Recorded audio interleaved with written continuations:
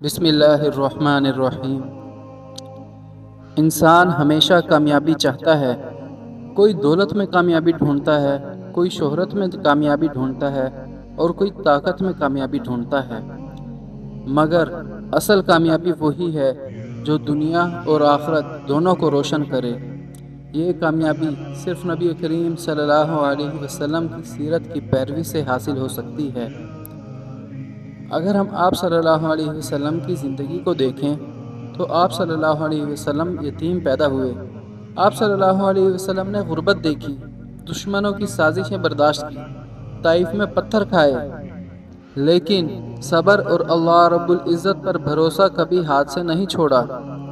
یہی ہمارا پہلا سبق ہے کہ کامیاب انسان وہ ہے جو حالات کے طوفان میں بھی اللہ پر یقین رکھے۔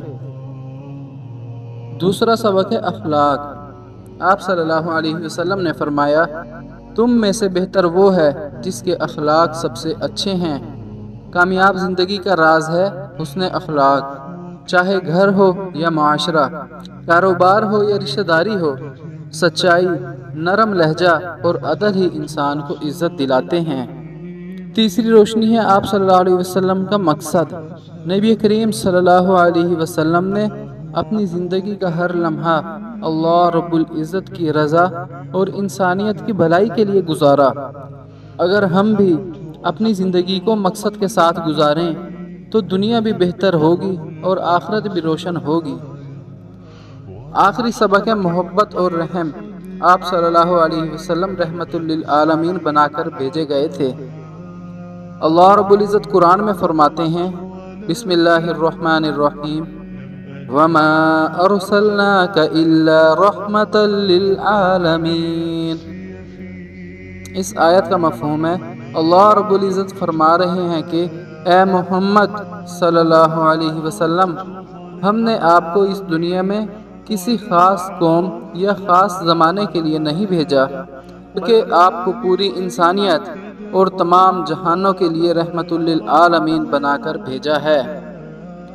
آپ صلی اللہ علیہ وسلم نے دشمنوں کو معاف کیا، غریبوں کو سہارا دیا، یتیموں کے سر پر ہاتھ رکھا۔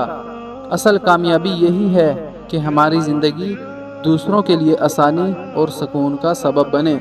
تو آئیے آج 12 ربیع الاول کے موقع پر ہم سب عہد کرتے ہیں کہ کامیابی کو دنیا کی عارضی چیزوں سے نہیں ناپیں گے، بلکہ سیرت محمد صلی اللہ علیہ وسلم کو اپنی زندگی کا معیار بنائیں گے، کیونکہ سچی کامیابی وہی ہے جو رسول اللہ صلی اللہ علیہ وسلم نے ہمیں دکھائی، ہمیں سکھائی اور ہمیں بتا دی۔ یہی اصل کامیابی ہے۔ السلام علیکم ورحمۃ اللہ وبرکاتہ۔